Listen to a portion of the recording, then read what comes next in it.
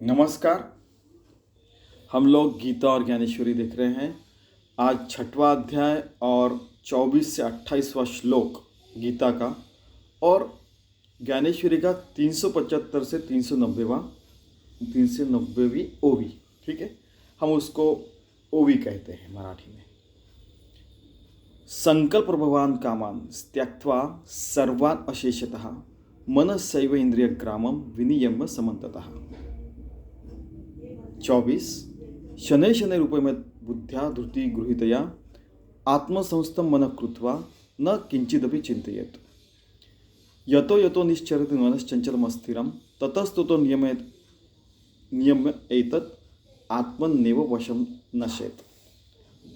प्रशांत मनसं ह्येनं योगिनं सुखमुत्तमम् उपैति शान्तरजसं ब्रह्मभूतम् अकल्मषम्।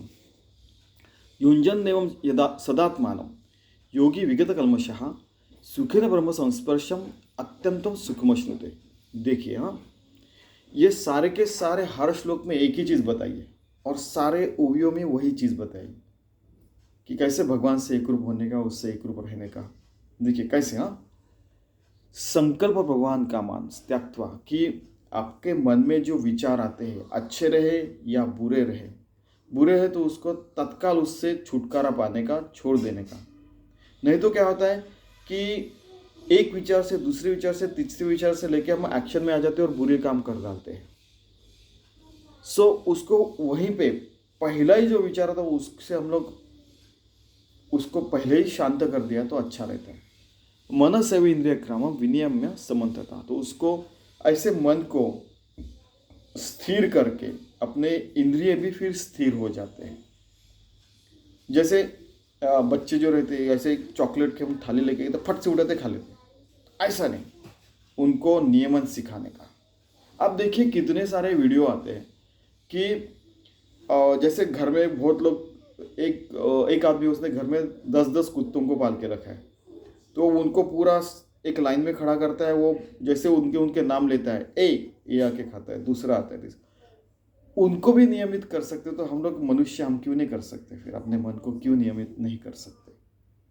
एक किसी ने देखा, एक छोटे से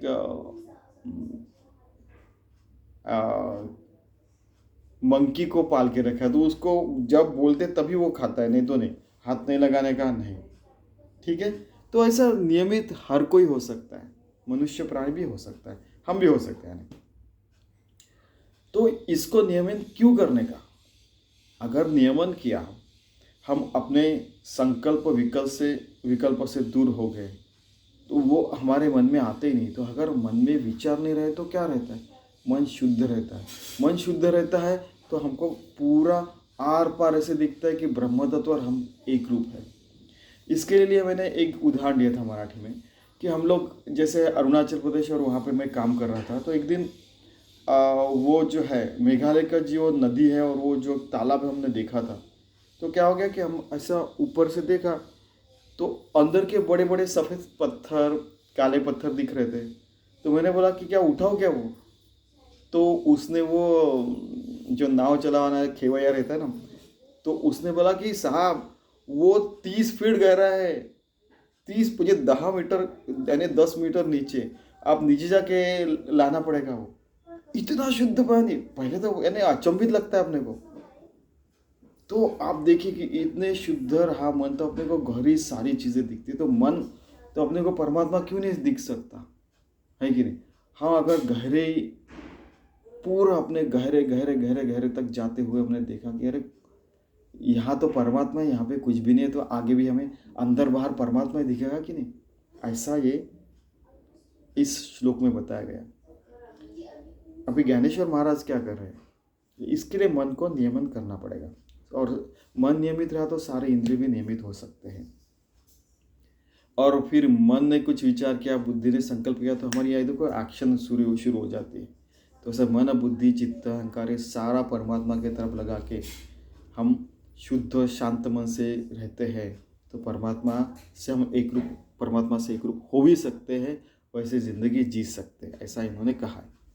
परी तोची योग बापा एके परी आहे सोपा, जरी पुत्र शोकू संकल्पा दाखवी जे, कि एक मन में विचार आया, फिर दूसरा तीसरा, फट से जाके एक्शन कर लिया। जैसे चॉकलेट खाने का पता है, ऐसे जा रहे हैं चॉकलेट, वो प्लेट में लेके जा रहा, खट से उठा के खा लिया। तो नियमित करने के नहीं, वो जाने दो, बच्चों के लिए वो जाते, फिर बच्चों को दिया तो हाँ। नहीं तो कई बार ऐसे होता है कि बच्चों को 50 चॉकलेट उसमें से 10 अपन ने जेब में रख दिया और 40 दिए। ऐसा नहीं करने का, बच्चों के ईमानदारी से काम करने का एक उदाहरण दे रहा हूँ। हा विषयात निमालिया ऐके इंद्रिय निमाच्या धारणी देखे तरी ये घालूनी मुके जीवितांसी। कि ये आप देखिए कि बहुत बार ऐसे होता है कि वैसे तो कैसे बताओ आपको, यानी आसान तरीके से बताना ठीक रहेगा कि सारे साधु संत कितने हजारों सालों से चिल्ला चिल्ला के बता रहे हैं कि भाई भगवान है, भगवान से एक रूप रहिए, उनकी प्रार्थना कीजिए, अच्छे मार्ग पे रहिए, अच्छे काम कीजिए, चाहे पढ़े लिखे रहो, चाहे पढ़े लिखे ना रहो, चाहे अमीर रहो, चाहे गरीब रहो, चाहे पावर में रहो, चाहे राजा रहो, रंग रहे, कुछ भी रहो, ठीक है। लेकिन कई लोग हैं जो सुनते हैं और कई लोग हैं वो सुनते नहीं हैं।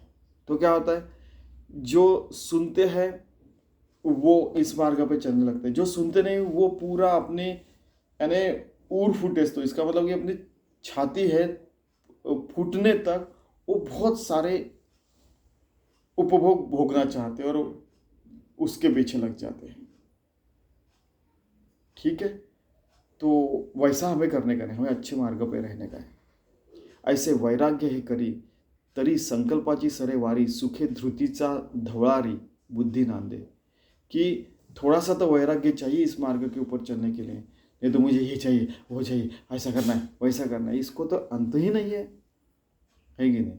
अगर आपने सोचा कि मैं हर साल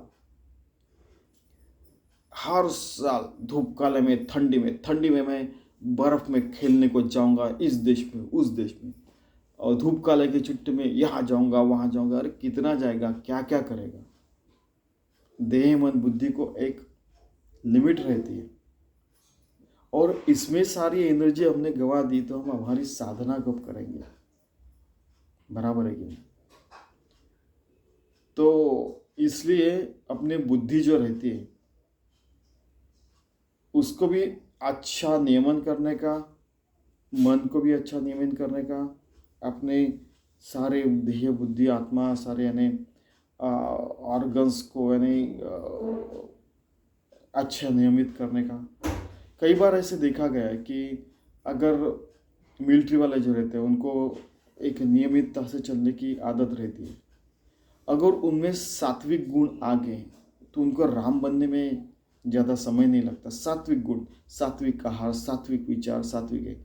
केवल जब युद्ध रहा तभी, जैसे अर्जुन को बाण मारने का उसका युद्ध एक कर्तव्य था, तब इतर बाकी के समय में हम लोग अगर अच्छे मार्ग पे रहते हैं तो बहुत आसान हो सकता है, ठीक है। ऐसा यानी है, लेकिन फिर क्या हो गया कि अभी युद्ध के नियम वगैरह तो पूरे ताक में रख देते ऐसे, यानी कुछ भी कोई भी उठता कैसे भी युद्ध करता है, तो आजकल वो नियम नहीं देखते, वो बात अलग है, ठीक है। लेकिन देखा गया कि भारतीय लोग अपने सारे नियमों से चलने का प्रयास करते हैं, ठीक है। वो हमारा विषय नहीं, हम उस पर नहीं जाएंगे, लेकिन ये उतने मिलिट्री के प्रिसीजन से, डिसिप्लिन से चलते तो ये आसान हो सकता है, ठीक है। इतना कहना था। शनै शनै रूपमेत बुद्ध्या धृति गृहीतया आत्मसंस्थम मन कृत्वा न किंचिदपि चिंतयेत्। कि धीरे धीरे बुद्धि को, धारणा को स्थिर करके एक मार्ग पर चल के, आत्मा में स्थित रह के, मन को वहाँ पे स्थिर करके, ठीक है, भगवान की ही चिंता करना और बाकी कुछ नहीं करना कि मैं भगवान से कैसे एक रूप होगा। ये काम करते समय देखो, ये पढ़ रहा हूँ, फिर भी किसके शक्ति से पढ़ रहा हूँ, भगवान ने वो शक्ति दी इसलिए मैं पढ़ रहा हूँ। उसने वो शक्ति निकाल दी तो गायब। और ये कल ही तो मैंने देखा था, ये तो जिंदा था आदमी, आज क्या हो गया। तो भगवान ने उसको जयराम जी की बोल दिया उसने। हम लोग बचपन में ऐसा कहते हैं, यतो यतो निश्चरति मनश्चंचलम अस्थिरम, कि जैसे ही मन जो है वो हरदम बाहर जा रहा है, ये करो वो करो ऐसा करो वैसा करो, ये जो है वो जो रुक जाता है, मन की चंचलता रुक जाती है। ततस्त तो नियमित आत्मनियम वशत नहीं, यानी वो आत्मा में वश हो जाता है, वो अब्सॉर्ब हो जाता है, भगवान से एक रूप हो जाता है। इन्होंने क्या अर्थ दिया हमने, हम लोग यहाँ का भावार्थ हर शब्दों से ले रहे हैं। बुद्धी धर्या होय वसवटा तरी मनाते अनुभवाची या वाटा हळूहळू करी प्राणप्रतिष्ठा आत्मभूने, कि बुद्धि और अपनी धारणा एकरूप किया ऐसे भगवान से, और हमको फिर हमारे मन में हमें सारे अनुभव आने लगते हैं, और धीरे धीरे अपनी प्राण प्रतिष्ठा किसके ऊपर स्थायी हो जाती है, आत्मभुवन में, भगवान के भुवन में, आत्मा में हम लोग स्थिर हो जाते हैं। बाद में हम लोग देखते हैं जैसे वो शुद्ध पानी रहता था, अंदर बाहर देखते तो आत्मा यहाँ पे, वहाँ पे भी आत्मा है, वहाँ पे आत्मा है, यहाँ पे भी आत्मा है। आत्मभुवन में आत्मा के घर में स्थिर हो जाते हैं। यही एके परिप्राप्ति आहे विचारी हे न ठके तरी सोपारी आणी के। यही आपका ये आसान नहीं लग रहा क्या तेरे को? चल मैं आपको और एक चीज़ बताता हूँ आपको। यानी श्री कृष्ण और अर्जुन है ये सबसे बढ़िया रिलेशन। ये आसान नहीं लग रहा क्या तेरे को? मैं और एक आसान चीज़ बताता हूँ, देखो। आता नियमची हा ऐकला जीवे करा आपला, जैसा कृत निश्चयाच्या बोला बाहेर आना, कि नियम कर ले, अपने जीव को परमात्मा में स्थिर कर ले, निश्चित कर ले कि ये परमात्मा ही सारे काम कर रहा है। ये और एक ट्रिक हो सकती है, देखिए एक से बढ़िया एक ट्रिक बताते। मग मोकलीले जेथे जेथे जायला तेथून नेमोची घेऊन येईल, ऐसे स्थिर्याची होईल सवय यया। कि जैसे अगर आज संक्रांत है, वो जैसे है ना कि ऐसे पतंग उड़ा रहे तो वो गुंता हो जाता है, वो अगर जो धागा है वो ऐसे एक दूसरे ये हो जाता है, तो उसको धीरे धीरे उसको हम लोग मोकला है मीन्स उसको अलग करते, फिर एक स्ट्रेट धागा हो जाता है, सीधा हो जाता है। तो अपनी ज़िंदगी में भी ऐसे सारे प्रॉब्लम सॉल्व करके देखें तो सबसे नीचे हमें दिखता है कि अरे हमको जन्म भी उसी के कारण मिला, कि अच्छा इसके कारण मेरे को जन्म मिल रहा है, कि कुछ न कुछ एक इच्छा आकांक्षा रह जाती है उसके लिए। अच्छा तो फिर ये सारी ज़िंदगी ऐसे पूरे धागे खोल डाले तो पता चलता कि अरे ये संकल्प विकल्प है, जो सारी इच्छा आकांक्षा उसके कारण अपने को बहुत सारे जन्म मिल रहे हैं और बहुत सारे हमें दुख आते हैं। वैसे देखा जाए किसी ने एक अगर ऐसे एक छोटे बच्चे ने अपने को एक मुक्का मारा तो थोड़ा हल्का ही लगता है, ठीक है कि नहीं। अगर हमने बोला वो बच्चे ने मेरे को फाइट मार दी है तो वो हम लोग उसको कैसे रिस्पॉन्स देते हैं वो इम्पोर्टेंट है। बच्चे ने फाइट मार दी मेरे को वगैरह वगैरह, अरे हम लोग कैसे उसको रिस्पॉन्स देते वो इम्पोर्टेंट है।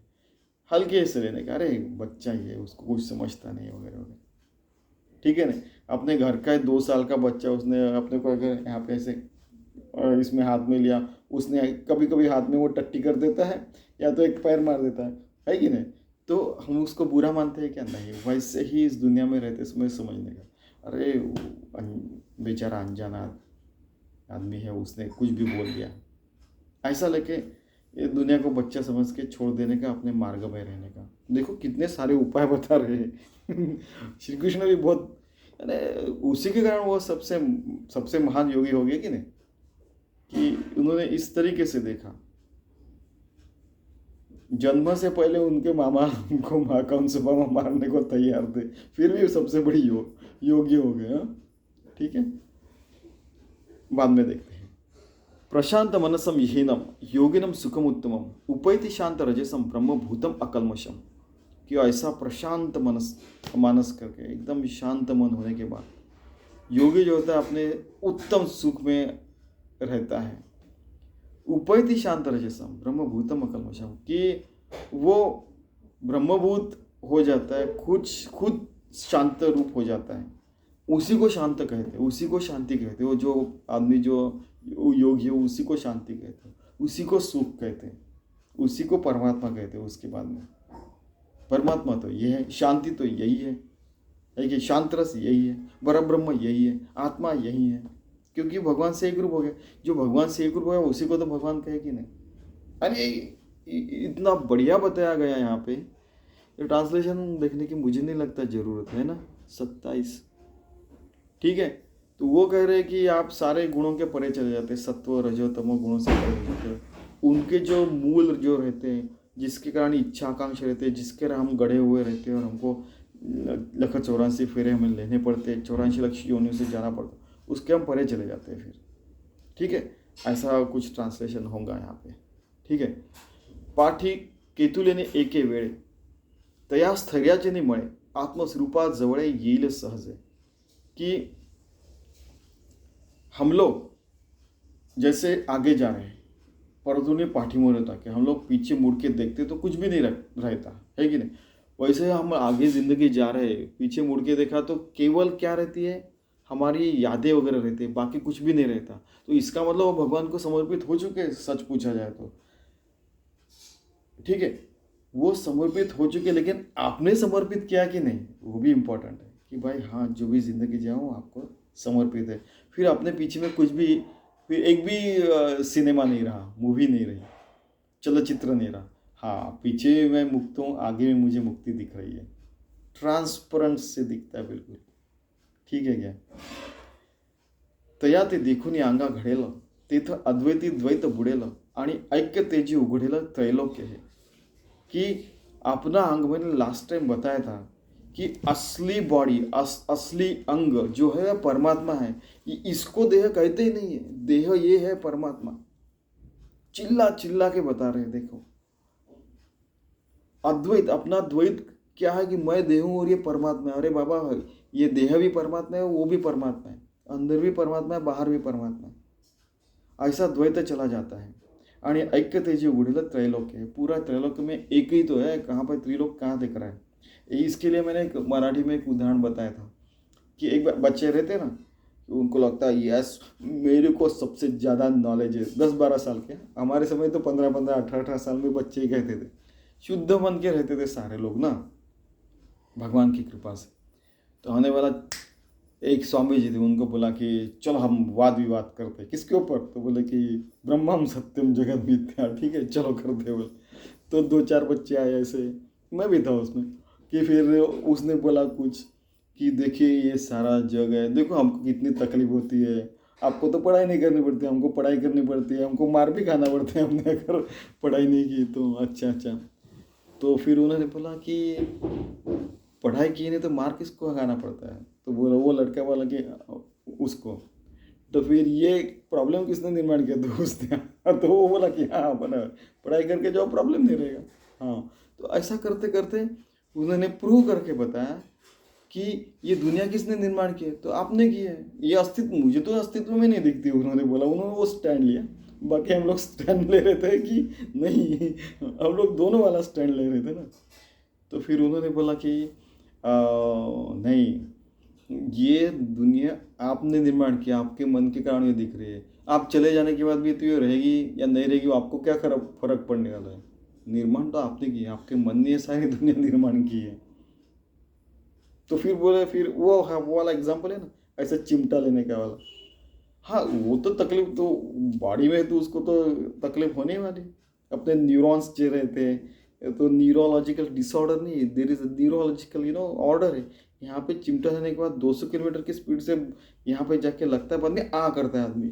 तो वो बोला नहीं, लेकिन आपने तो बोला कि आपने निर्माण किया। हाँ, तो वो सच है कि हर व्यक्ति अपनी दुनिया खुद निर्माण करता है और उसमें रममाण हो जाता है। तो क्यों ना अच्छी दुनिया निर्माण करें, क्यों ना हर जगह परमात्मा देखें, क्यों ना हर जगह परमात्मा से एक रूप रहें, सारे अच्छे काम करें, ठीक है। फिर ऐसा करते करते हम कंक्लूजन में आए, फिर वो चले गए क्या, 10-15 मिनट तो चला है, लेकिन एक साधु, एक सन्यासी 10-15 मिनट में पूरे समाज को हरा सकता है वाद विवाद में।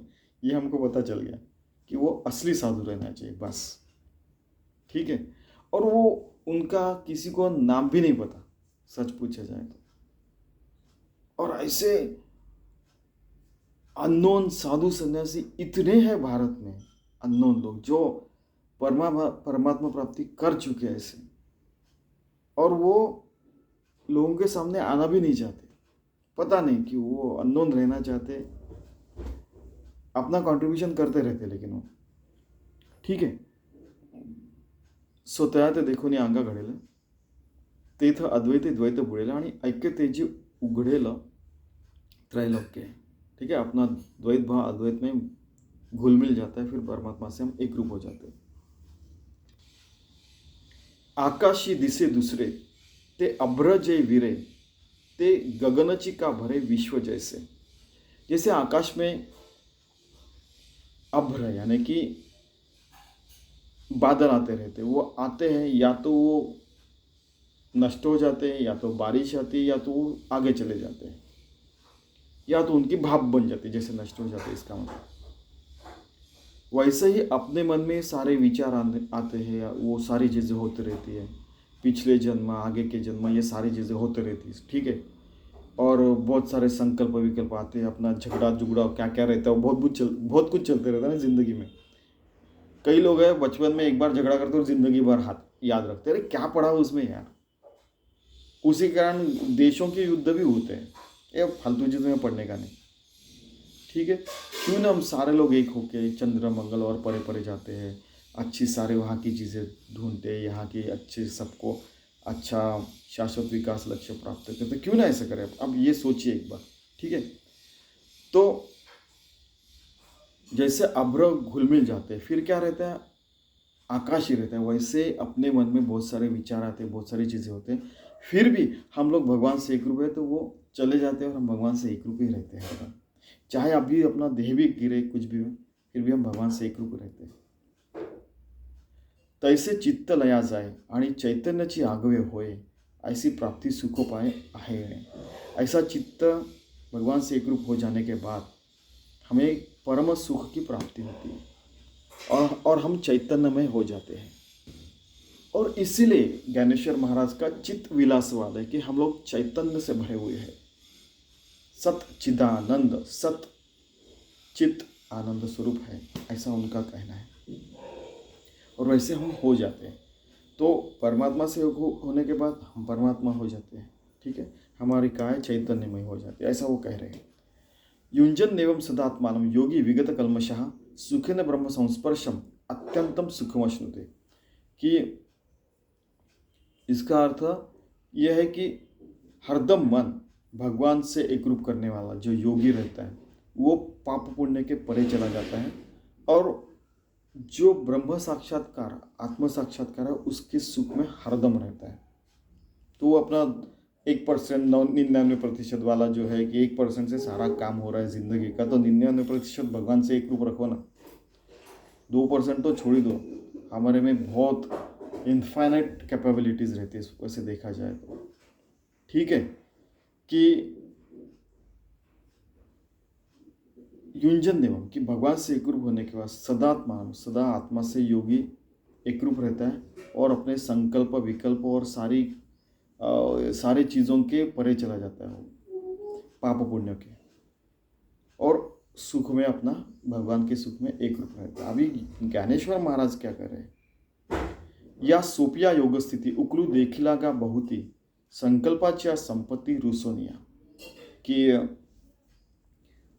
फालतू चीज़ों का हमने त्याग कर दिया, तो हमें जैसे अपने आकाश में बादल है, आकाश ने बादलों का त्याग कर दिया तो क्या बचा, आकाश. वैसे अपने अंदर में जो परमात्मा है उसमें ये सारे संकल्प विकल्प पाप दुख ये करना है वो करना है इच्छा आकांक्षा इसके परे चला गया, वो बादल निकल गए, तो क्या बचा, परमात्मा ही बचा है कि नहीं. योग स्थिति, उसको योग स्थिति कहते हैं. यही असली संपत्ति, संकल्पाच्या संपत्ति रुसून, कि वो फालतू संपत्ति छोड़ दी, इसको हम लोग संपत्ति समझते हैं कि पैसा अड़का बुद्धि डिग्री, बाद में क्या क्या रहता है वो पावर ये प्रतिष्ठा, ये सारी चीज़ें इनको छोड़ दिया, ये संपत्ति हमने छोड़ दी, ये तो इतनी सी संपत्ति है, इसको छोड़ दिया था, हमको अगणित संपत्ति से प्राप्त होते हैं. इसी को असली ऐश्वर्य कहते हैं भगवान का. ते सुखाचे नि सांगाते आले परब्रह्म आतोंते तेथ लवण जैसे जळाते सांडू नये. कि ये जो है लवण यानी नमक, आपने वो उदाहरण देखा होगा कि जो सुना होगा कई बार कि लवण की मूर्ति यानी आपने नमक की जो एक मूर्ति बनाई है उसको पानी में डाल दिया तो वो घुल मिल जाती है।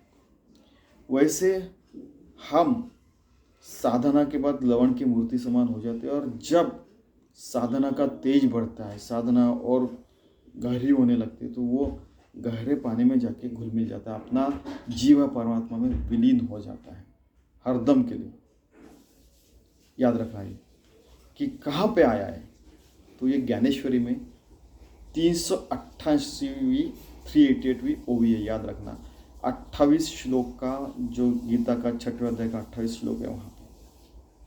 याद रखना कि ये उदाहरण कहाँ पे, तो ज्ञानेश्वरी में यहाँ पे 388वीं ओवी है। और एक उदाहरण हम लोग बाद में देखते हैं यहाँ पे कि तैसे होए तिये मेळी मग सामरस्याची या राहुई महासुखाची दिवाळी जगे सीधी से, कि हर रोज हर क्षण में दिवाली आ सकती है अगर हम लोग योगी रहे तो, भगवान से हरदम एक रूप रहे तो।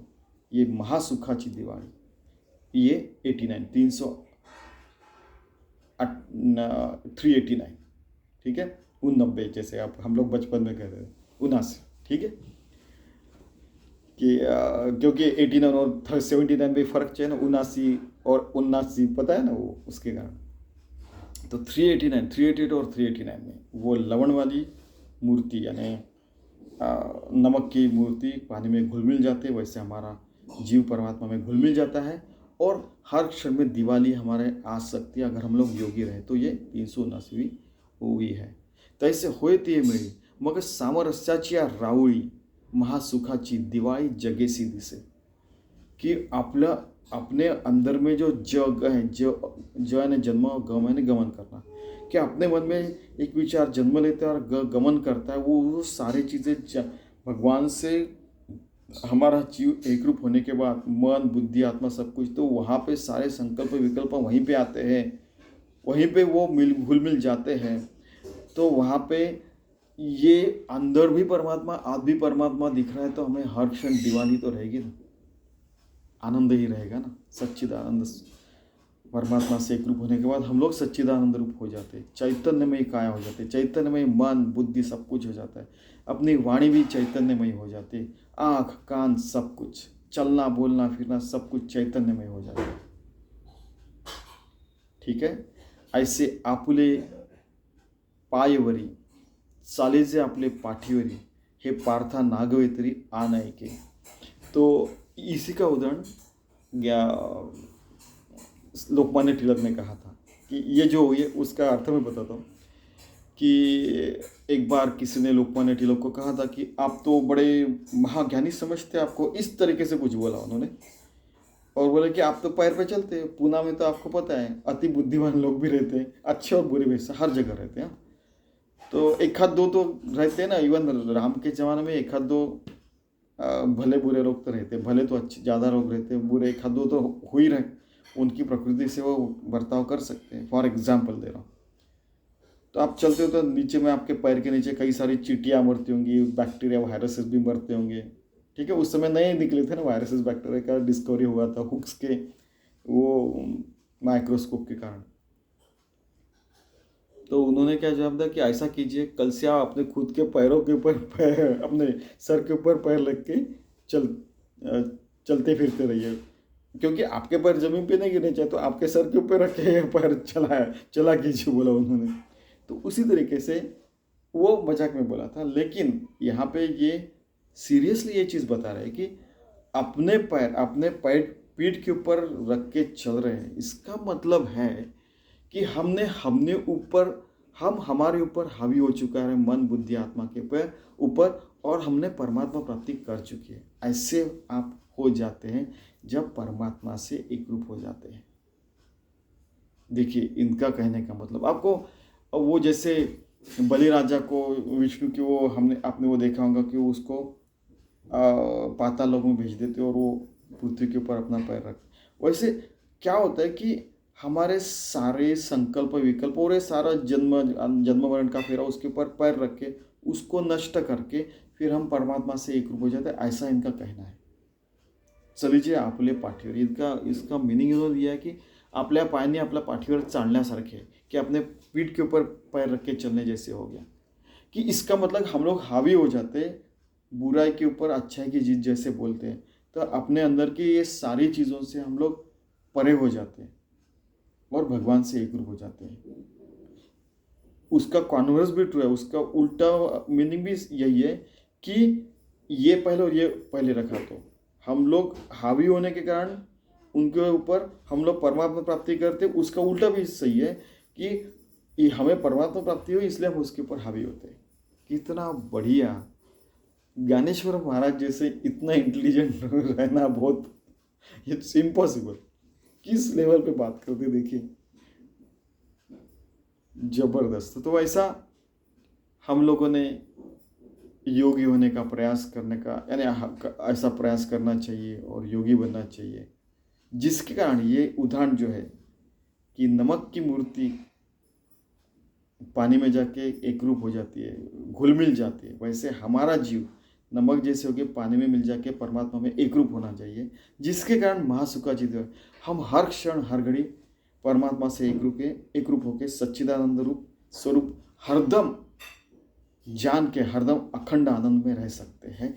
ऐसा आज के सारे यानी 24 से 28 श्लोकों में बताया गया है और 375 से 390 ओवी में बताया गया है। ज्ञानेश्वर महाराज और श्री कृष्ण यही कहना चाहते हैं। हर रोज संक्रांत, हर रोज दिवाली हो सकती है अपने अंदर अपने मन में, अगर हम योगी परमात्मा से एक रूप हो सकते हैं तो वैसे हम करने का रहने का प्रयास करते हैं। चलिए, धन्यवाद।